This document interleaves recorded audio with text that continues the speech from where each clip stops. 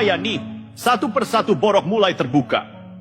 Ahok yang selama ini dikenal galak, sekarang terancam diperiksa. Kejaksaan Agung, dugaan pengoplosan BBM bukan main-main. Bukan cuma Pertalite, tapi premium pun diutak-atik jadi Pertamax. Ini skandal kelas kakap. Dan Ahok sebagai komisaris utama Pertamina saat itu, gak mungkin gak tahu. Di sisi lain, PDIP bikin gerakan aneh. Ngajak kadernya mundur massal. Loh, ada apa? Takut sesuatu bakal terungkap? Atau ini strategi biar bisa playing victim? Kalau memang mau mundur, ya mundur aja sendiri. Jangan ngajak-ngajak. Indonesia lagi bersih-bersih, tapi yang ketahuan kotor malah panik. Kita kawal terus kasus ini sampai ke akar-akarnya. Jadi begini, dugaan pengoplosan BBM ini bukan kaleng-kaleng. Bukan cuma Pertalite, tapi premium oktan 88 juga diduga dioplos jadi Pertamax. Lah, kalau benar begini, rakyat selama ini beli BBM dengan harga mahal tapi isinya oplosan? Gila, ini perampokan terang-terangan. Siapa yang harus bertanggung jawab? Ya, sebagai komisaris utama Pertamina pada periode itu, Ahok nggak bisa pura-pura nggak tahu. Gubernur dulu teriak-teriak soal transparansi, tapi di Pertamina kok mendadak anteng? Sekarang, Kejaksaan Agung sudah mulai bergerak. Pertanyaannya, kapan Ahok dipanggil? Atau malah bakal ada skenario penyelamatan dari lingkaran tertentu? Kita lihat saja, dan lucunya, Pertamina sempat membantah ada oplosan. Tapi Kejagung langsung ngegas. Loh, ini faktanya ada. Lah, siapa yang bohong nih? Kejagung atau Pertamina? Kalau Kejagung udah bicara, berarti data dan bukti udah di tangan mereka. PDIP mulai goyang. Kader-kadernya malah diajak mundur massal. Sitorus bilang, ayo mundur ramai-ramai. Lah, kalau niatnya mundur, ya mundur aja sendiri dulu. Kenapa ngajak-ngajak? Apa ini tanda-tanda PDIP mulai retak? Bisa jadi. Soalnya pasca Pilpres 2024, mereka makin terpojok. Hasto ditahan KPK, kader mulai resah, dan tekanan dari berbagai arah makin kuat. Dan yang makin menarik, Megawati sampai sekarang belum jenguk Hasto. Dulu katanya mau datang ke KPK kalau kadernya ditangkap. Sekarang, udah seminggu lebih nggak ada tanda-tanda. Katanya setia kawan. Kok begini?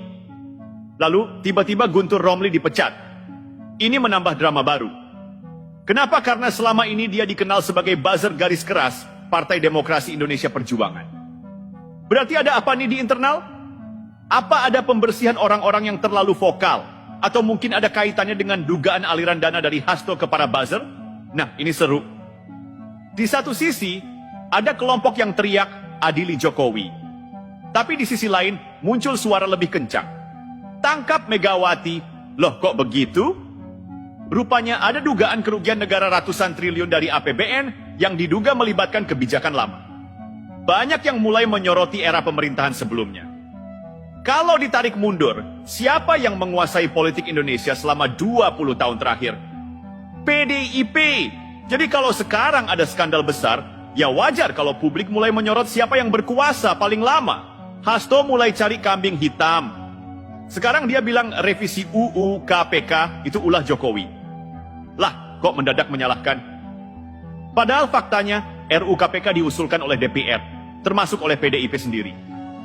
Jokowi memang tidak menandatangani, tapi dalam sistem hukum kita, kalau presiden diam 30 hari, otomatis RUU tetap berlaku. Jadi kalau mau nyalahin, ya salahin DPR yang bikin RUU itu, termasuk PDIP. Sekarang KPK menantang Hasto untuk adu bukti di pengadilan. Nah, kalau memang punya bukti, ayo buktikan. Jangan cuma teriak-teriak tanpa dasar. Ini angka yang gila, 950 triliun rupiah. Kalau benar terjadi, ini bukan sekadar skandal, ini mega perampokan terhadap bangsa sendiri. Dan siapa yang duduk sebagai komisaris utama Pertamina selama periode ini? Ya Ahok. Dulu waktu jadi gubernur DKI, dia ngamuk kalau ada korupsi 4 triliun rupiah. Sekarang, Pertamina diduga ada korupsi hampir 1 triliun rupiah, kok malah diam? Pertanyaannya, Ahok tahu tapi pura-pura nggak tahu? Atau memang benar-benar nggak tahu? Kalau benar nggak tahu, berarti dia bukan komisaris utama yang efektif. Tapi kalau tahu dan diam, lebih bahaya lagi. Dan satu fakta yang lebih gila, ada laporan bahwa di laptop tersangka Muhammad Khair Adrianto Khalid terdapat data aliran uang ke petinggi-petinggi di Indonesia. Kalau ini benar, bisa meledak lebih besar dari dugaan awal. Kejaksaan Agung harus serius menangani skandal BBM oplosan. Kalau ada keterlibatan petinggi Pertamina termasuk Ahok, harus diproses hukum. PDIP makin goyang. Kita lihat apakah benar akan ada kader yang mundur massal atau hanya gertak sambal. Seruan adili Jokowi dan tangkap Megawati makin ramai. Arah politik Indonesia makin panas. Hasto mulai menyalahkan Jokowi soal revisi UU KPK. Tapi faktanya, PDIP juga ikut mengusulkan revisi itu. Skandal korupsi 950 triliun rupiah di Pertamina bisa jadi bom waktu. Kalau data di laptop tersangka dibuka, bisa terjadi gempa politik besar. Indonesia sekarang sedang memasuki fase politik yang liar. Satu hal yang pasti, rakyat nggak boleh diam. Harus terus mengawasi dan mengawal agar kebenaran terungkap. Kita lanjut. Jadi setelah dugaan pengoplosan BBM ini meledak, sekarang muncul dugaan baru. Ada aliran dana yang mengalir ke petinggi-petinggi negeri ini. Ini bukan main-main. Laptop Muhammad Khair Adrianto Khalid yang jadi tersangka dalam kasus ini, kabarnya menyimpan banyak rahasia. Ada data transaksi, ada jejak uang, dan ada nama-nama besar di dalamnya. Pertanyaannya, kalau data ini dibuka, siapa yang bakal kena? Apakah petinggi Pertamina terlibat? Apakah ada pejabat di kementerian yang ikut kecipratan? Apakah ada pihak politik yang turut menikmati hasil pengoplosan BBM ini? Yang jelas, skandal ini sudah terlalu besar untuk ditutupi. Kejaksaan Agung harus berani bongkar semua. Dan kalau kita ingat, siapa yang duduk sebagai komisaris utama Pertamina selama periode ini? Ya Ahok. Sekarang, kalau benar ada uang haram yang mengalir dari Pertamina ke pihak tertentu, Ahok tahu atau enggak? Kalau nggak tahu, berarti dia gagal menjalankan tugasnya sebagai komisaris. Tapi kalau tahu dan diam, lebih parah lagi. Masyarakat sekarang harus terus menekan agar kasus ini nggak berhenti di level bawah. Jangan sampai yang jadi korban hanya operator lapangan, sementara petinggi-petinggi yang menikmati duitnya malah bebas melenggang. Sekarang kita masuk ke PDIP. Ada drama baru. Megawati masih diam soal Hasto. Kader-kader mulai goyang. Bahkan ada yang terang-terangan ngajak mundur massal. Tapi yang menarik, Guntur Romli langsung dipecat. Kenapa? Katanya sih karena perilakunya lebih mirip buzzer bayaran daripada kader partai. Lah, baru sadar sekarang? Selama ini dia teriak-teriak paling kencang bela PDIP. Tapi begitu situasi politik berubah, langsung disingkirkan? Pertanyaannya, ini sekadar pembersihan kader yang nggak loyal atau ada permainan yang lebih besar? Dan jangan lupa, masih ada dugaan aliran dana dari Hasto ke para buzzer. Kalau beneran terbukti, wah, bisa meledak lebih besar lagi. PDIP sekarang ada di persimpangan jalan. Kalau Megawati tetap diam, kader-kader di bawah bisa makin goyah. Tapi kalau dia akhirnya buka suara, bisa jadi justru makin memperkeruh keadaan.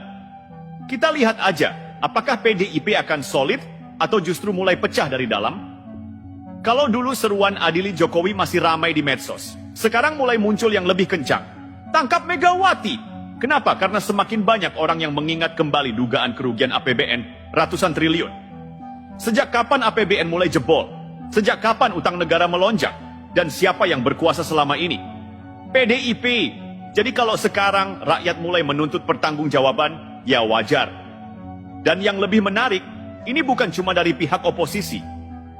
Bahkan di dalam PDIP sendiri, mulai ada suara yang mempertanyakan arah partai ini. Megawati sampai sekarang diam. Apakah dia sedang menyiapkan strategi baru? Atau justru sedang mencari cara agar keluar dari pusaran ini? Yang jelas rakyat sudah tidak bisa dibungkam. Kita kembali ke Hasto. Dia sudah mulai menyerang Jokowi, menuduh revisi UKPK adalah kerjaan Jokowi. Tapi masalahnya bukti mana? Dulu revisi UKPK itu diusulkan oleh DPR, termasuk PDIP sendiri. Jokowi memang tidak menandatangani, tapi dalam sistem hukum kita, kalau presiden diam selama 30 hari, otomatis RUU tetap berlaku. Jadi kalau Hasto sekarang menyalahkan Jokowi, logikanya di mana? KPK sendiri sudah menantang. Kalau memang punya bukti, ayo adu di pengadilan. Kalau berani, bawa buktinya. Jangan cuma teriak-teriak di media. Dan jangan lupa, Hasto sekarang ditahan KPK. Artinya, dia ada dalam posisi yang tidak menguntungkan. Kalau dia mulai buka-bukaan, siapa yang akan dia seret? 10? Indonesia